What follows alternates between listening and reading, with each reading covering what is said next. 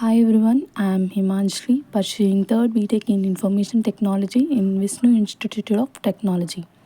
Today I would like to discuss about the closures in the JavaScript.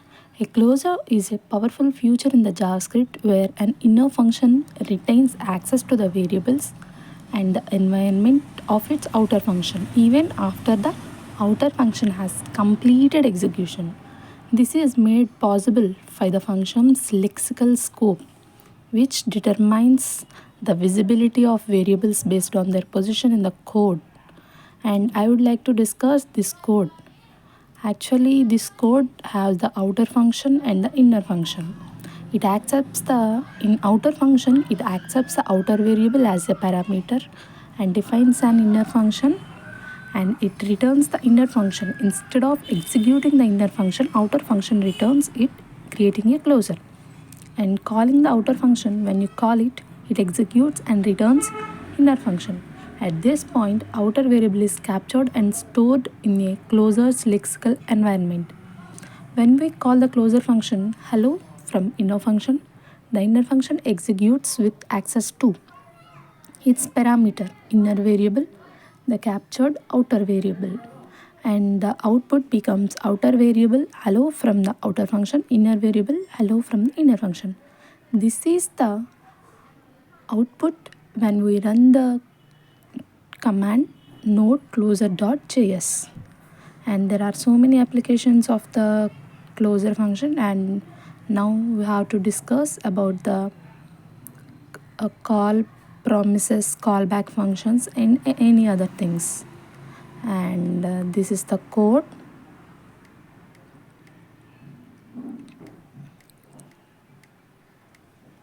This is the code of that following.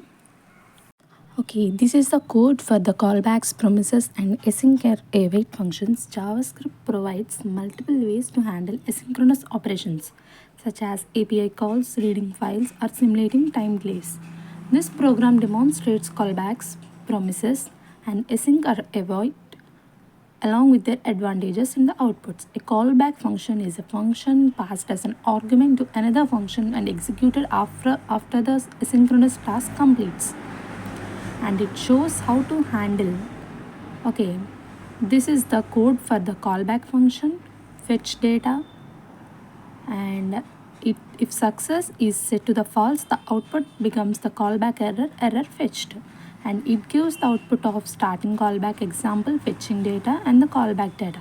And these are the promises. A promise represents the eventual completion of the asynchronous operation. It can be in the form of three states: pending, resolved, and rejected. Promises simplify chaining and make code more readable compared to nested callbacks. Pending is the initial state. Resolved operation completed successfully with the dot then. Operation failed dot catch using rejected. And fetch data with promise is using the promise functions, and this is uses dot then and dot catch, and it gives the output of starting promise example, fetching data, and the promise data. If success is set to the false, the output becomes the promise error fetched failed. And the third one is async or await. Async or await builds upon promises, making asynchronous code look synchronous. The async keyword is used to define a function that returns a promise. Inside the function, the await keyword pauses execution until the promise resolves or rejects. Errors are handled using try and catch. And the functions are fetch data with async await uses the async function. Run async await is also uses the async function, and it gives the output of starting async await example, fetching data, async or await data. If success is set to false, the output becomes async or await error. This program demonstrates all these approaches sequentially. The callback example starts, logs fetching data, and completes after 2 seconds. The promise example starts, logs fetching data, and completes after 2 seconds. Async await example starts, logs fetching data, async and await, and complete after 2 seconds. And if you want to go to the output, type node callback.js.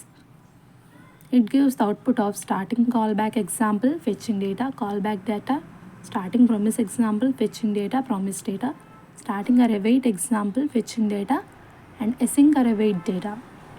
Okay, this is the program of the to-do list. This program is a to-do list manager implemented in the JavaScript.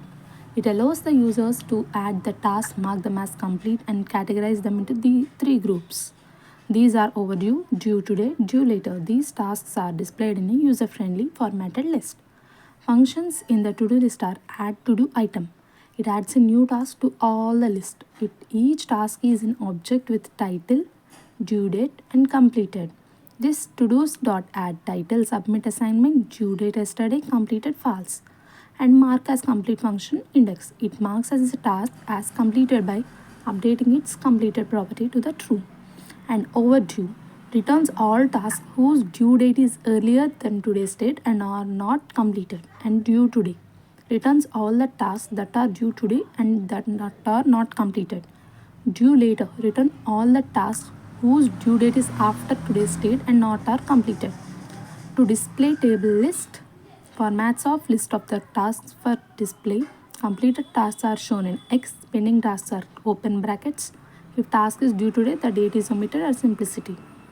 And the supporting functions are formatted date, formats the JavaScript date objects, and the constants today, yesterday, and tomorrow. Task added using an add function. That add title, submit assignment, due date yesterday, completed false, pay rent, service vehicle, file taxes, pay electricity bill, completed, and the true, and these.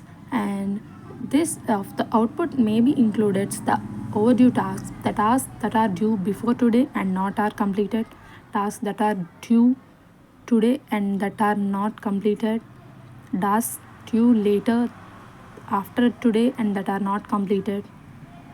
And this has the features of it is the simple oriented design with a modular function, and tasks are categorized into dynamically based on the due dates, user-friendly task formatting with the clears. Some of the advantage features of this to-do list is more dynamic and the user-friendly. Always task to have a priority level of high, low, and medium. And they add a priority field to each task object and updating the to-do list table function to include the priority. And it is based on the sorting task, sort task based on due priority or priority. Add a sort task by date function to sort all the array by due date. And add a sort task by priority functions to sort task by priority. And to if you want to delete a task, add a function to delete task by the index. And searching functionality and the recurring tools, tagging the system, these are the output. And if you want to get the output of for the following, okay, this is the command line. If you want the output, type node index.js. It gives the output of like this.